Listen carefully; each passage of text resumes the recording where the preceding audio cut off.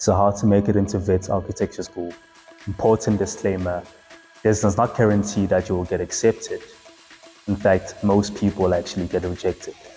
In fact, one of my past lecturers, Dr. Sachapa Mape, stated on a podcast that out of 2,000 applications that they have, only 65 people get accepted. We get an application of about 5,000 students. For architecture? Yeah, right? Between 5,000 to 2,000. But when we whittled it down to the final number, which is about 65 that go 65? in. 65? Yeah. From 2 to 5,000? Yeah. And if my math is correct, 97.5% of people actually get rejected. I'm not trying to put pressure on you, but I just want you to know that this is a very competitive degree. And it's a very competitive application process. Another disclaimer, I do not work for the university, nor do I have crazy insider knowledge on how the selection process is. But I've been where you've been before, and I've not been spitted out yet. So I'm gonna try my best to help you increasing your chances of actually making it in. So my name is Kongelani, and I'm a third year architecture student. So I'm not only gonna show you how I did it, but I'm gonna show you how 4 other different people did it, because I believe that there are many ways to do something. And I'm also gonna show you what they submitted for the application exercises. And if you stick to the end, I will show you examples of portfolios that people submitted for the interviews. Okay, so why did you choose architecture and why did you choose Wits? Well, so deciding on architecture, first of all, I decided architecture in 7th grade because I couldn't find out what to do. I didn't know what to do. I didn't have an actual goal or like a set direction in life. I first decided to, like when we had like career days and all that kind of stuff, I decided on being a builder in grade 1 until someone warned me and said that is equivalent to bricklaying. So I said, okay, no, not anymore. Then I decided on being an artist. That's the link. That's the link. I just realized what the link was. Sorry. So I kind of like wanted to go into artistry, and then I was told that there was no money in artistry. So I picked the best of both worlds. And the link that I just realized is that with the making part of building and then the making part of art, I just wanted to make. So I guess maybe that's why I chose architecture, just like making things, and that's why I make. As a kid, I've always had a fascination with buildings. I used to really enjoy watching house renovation shows and MTV Cribs. And I just also always I really enjoyed drawing as well as a kid. And then I just saw correlation between those two. And yeah, I just went with that until the very end. Didn't really want to do anything else. Well, when I was in high school, I wanted to do art, but I was honestly scared of the stereotype that everyone knows of like the starving artist. So the thought of architecture seemed like a place where I could have that creative freedom, but also it's a discipline that's needed. There is money, there's a structure to it as well. And then I like the idea of how architecture is creative, but there's also the challenge of like the logical thinking, the planning, the maths. And I was honestly kind of lucky at Wits to find out that the amount of maths that's in it isn't as much as I thought it was. And then also the challenge of like the logical thinking paired with it, the planning that you need, the maths and things like that. Like the challenge made it more attractive to me. So I chose architecture off of a whim, right?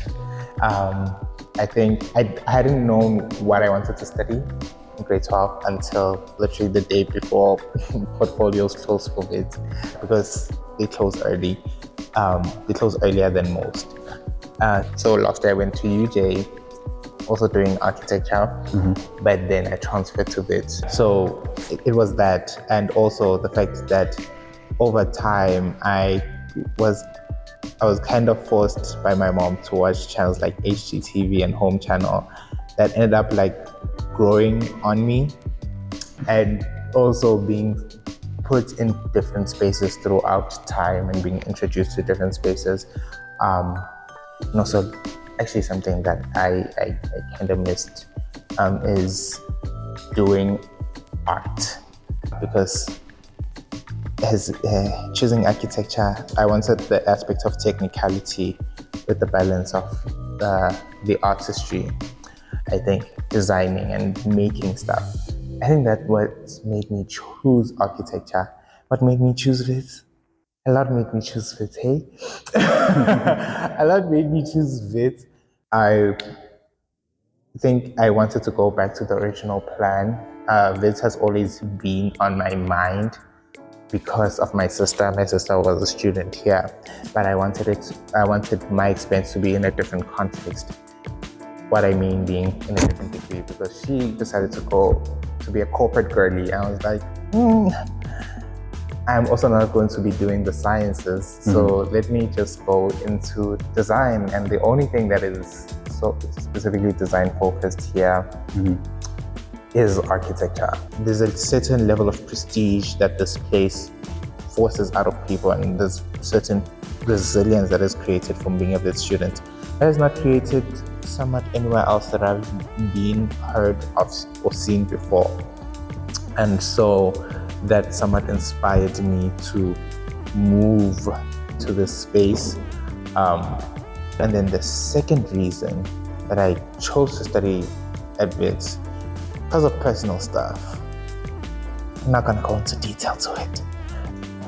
To be honest, I was basing it off of what I've known at that time. So I didn't know much about architecture other than those that did architecture at Wits. So then I did know a couple people who were at Wits, like 2 people. And then I applied at Wits. I did apply to other institutions, but I didn't do the exercises, so I ended up just doing Wits as one. So if it wasn't Wits, it was nothing. Not because of any elitism or that sort. So I didn't take physics, so I had limited options. And so I have family nearby, especially in Pretoria. But I'm originally from Mpumalanga, and it's not too far from Mpumalanga as well.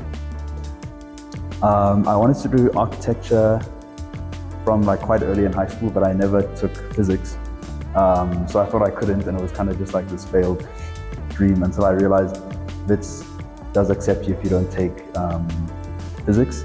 And then because it was close to where I live, looking at like the website and some of the past alumni and some projects and things like that, it just seemed like the perfect option, so I went to it.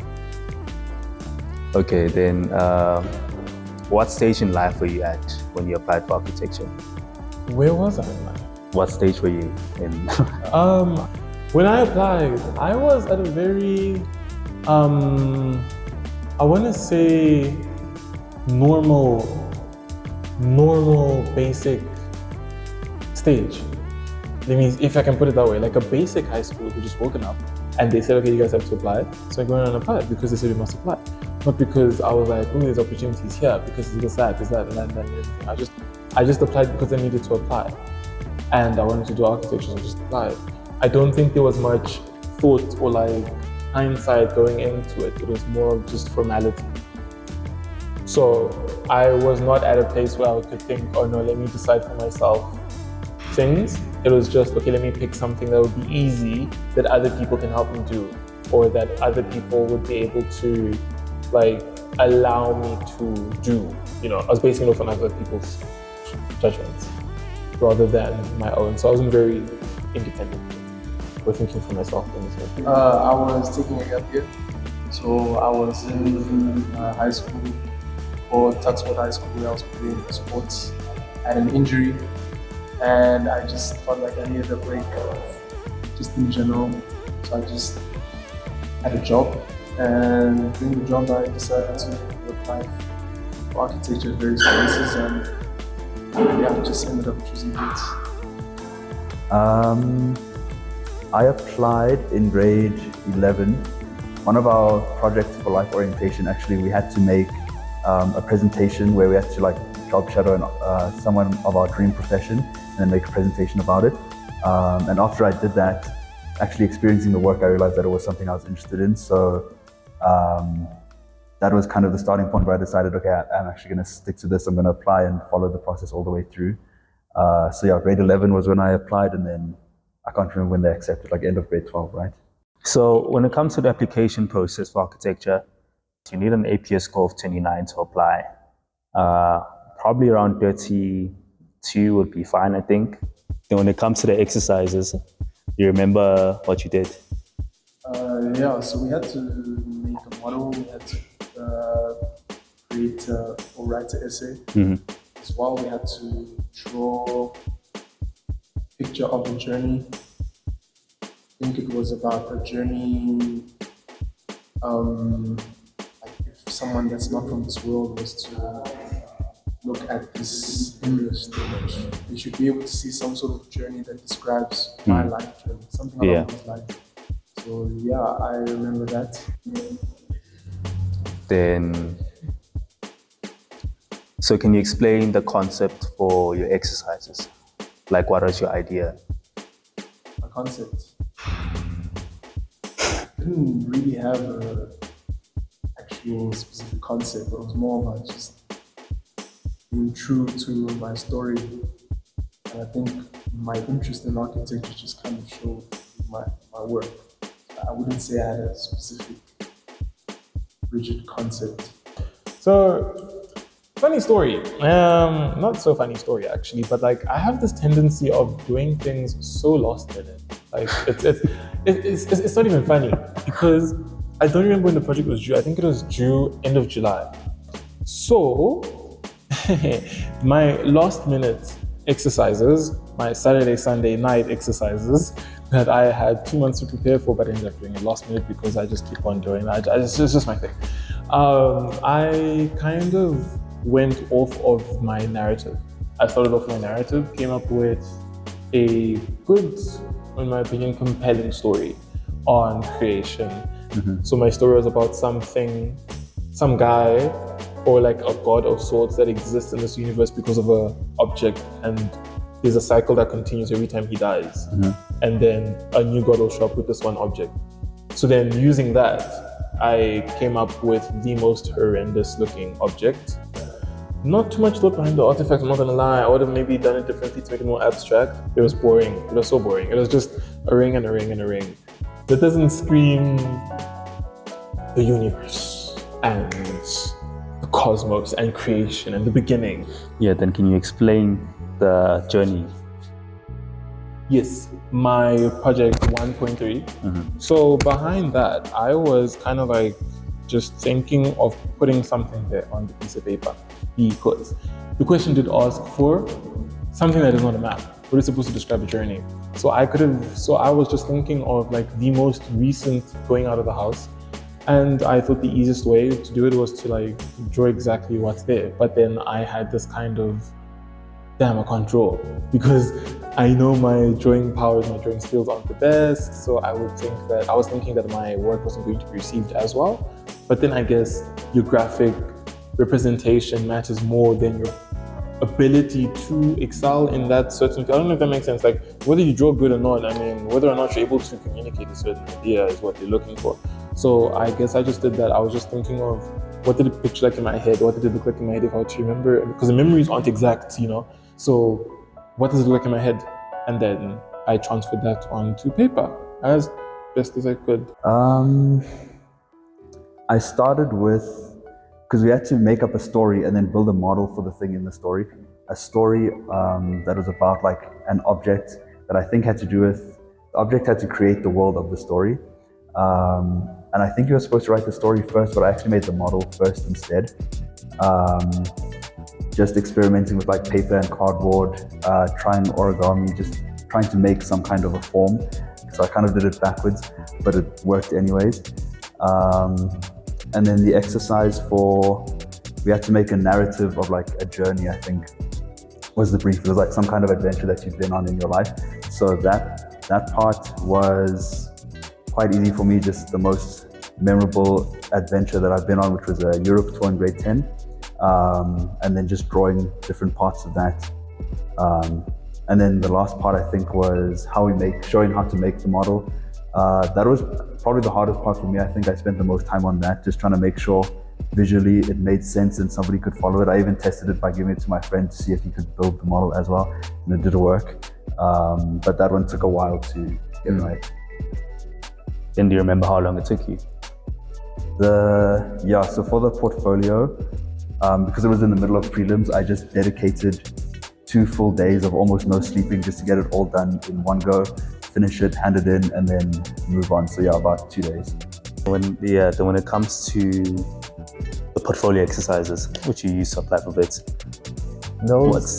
how long did that take you? What stage in life were you at? I did them the day before as well. So funny that everyone is literally. I did them the day before. It's so funny when I decided to reapply to university and come this side. I was like, I'm going to do it months ahead, and then not even the day before. 5 hours before the submission, before 12 o'clock hit, I was there drawing. And then the portfolio, luckily I had work prior to the application. So I had multiple things that I had already done in high school, even in the previous university. And so I chose to take all that work, compile it, and be like, yeah, there it is. Also, you're compiling your portfolio. I was literally compiling my portfolio. So that means basically you had other work before. Yeah. It's not that you like manifested all of your work out of No, like literally I was literally just compiling things, and I actually used my work from UJ to enter. Wait, which one for the application? Yeah, for my application. So because I sure there was the part where they gave you an assessment that it was like multiple briefs, draw this, write an essay on this, and whatever. So I did that. But then when it went to show us your other work, I was like, I'm not gonna be doing anything new. Let me just put everything together and just give it to them. So I did promise you that I was also going to show you my portfolio, and I realized that I actually don't have it physically, but in one of my older Google accounts, I do have it stored, and I had to dig for it to find it. So I think I was inspired by a music video by Green Tea Ping. I think the name of the song was Miss the Sun, and I really liked the sort of vibe she had of going through fields and going through different scenes, and I kind of pictured my world to be something similar, which is like some sort of countryside world with golden fields and everything, and purple colorish skies and everything. So I basically took a reference from pop culture and other sort of stuff, and eventually I came up with my artifact, which I really think was an interesting thing, because I took toothpicks and card box and basically cut the card boxes in the sort of like semicircle rings and stick them together in that sort of way. And I think I was quite happy with the shape which I came up with. Now, when it comes to how I showed my steps in the exercises, have you seen cereal boxes like from Milo or cornflakes or whatever you eat in the morning? Sometimes they have like exercises for kids where they tell them like cut this box and create this sort of shape. So I basically tried to replicate that in showing my steps. I basically first of all showed the box which I took, then I showed me cutting it. I actually used a different color to highlight specific points, like where I was cutting or the distance between the gaps, or if I was cloning something. And yeah, when it comes to the journey, again, I apologize for the poor scanning quality. Remember, this happened years ago where I didn't know how to scan and where phone cameras weren't as good as they are right now. So this was in grade 10, and this was probably one of the most memorable trips I've ever had in my life. We went to Namibia for a camping trip.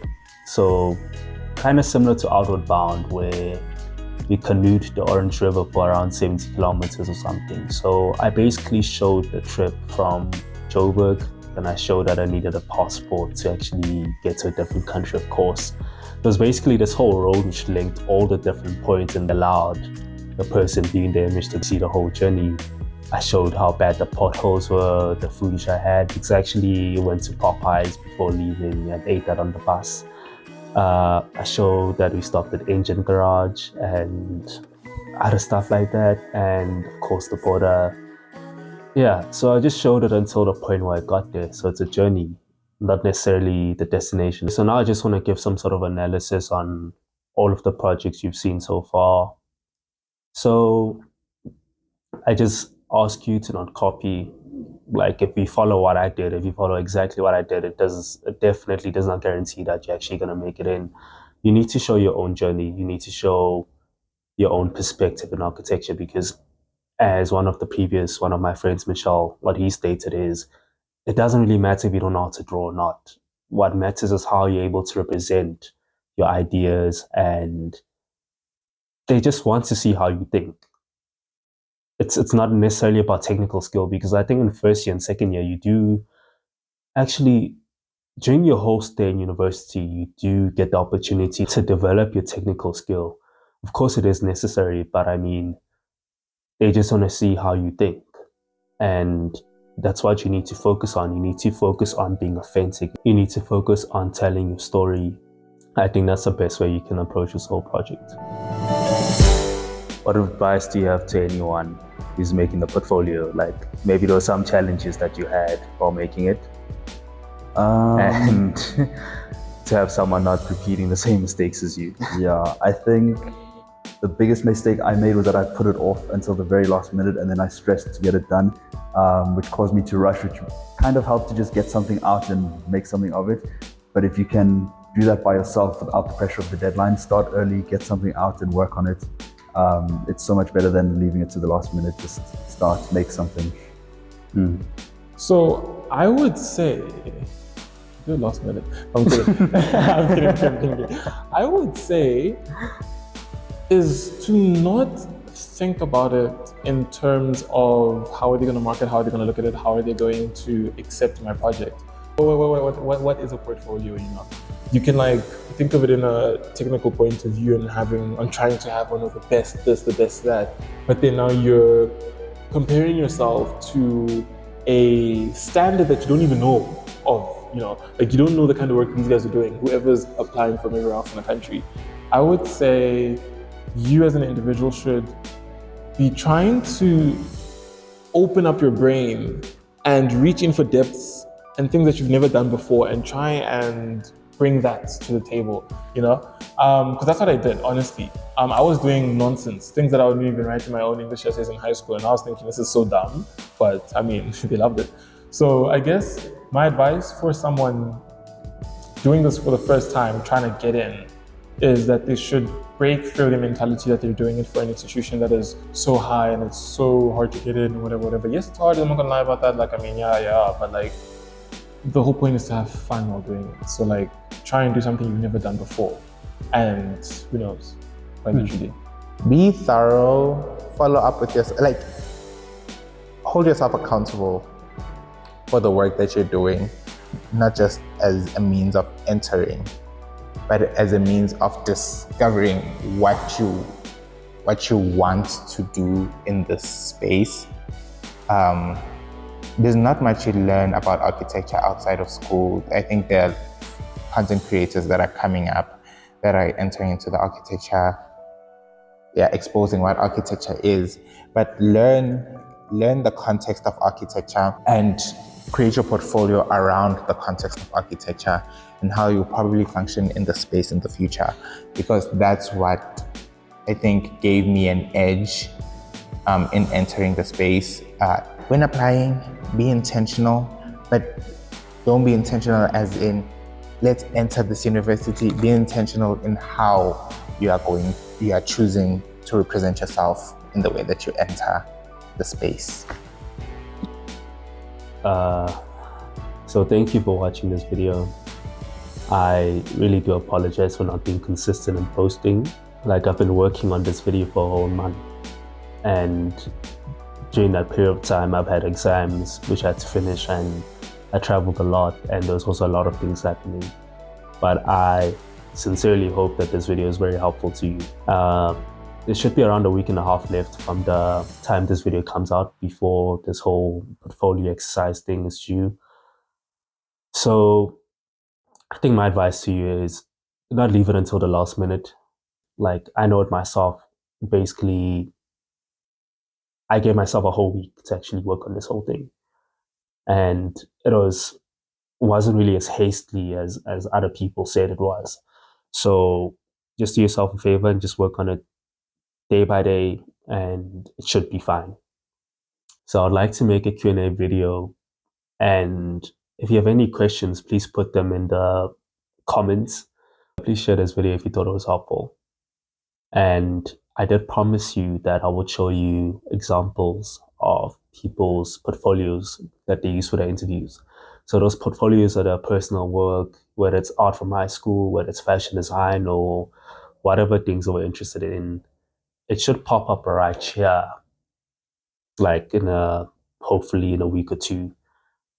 And yeah, just want to say good luck. Like, it's not the end of the world if it doesn't happen, but just don't deep it too much. It will work out, I promise you.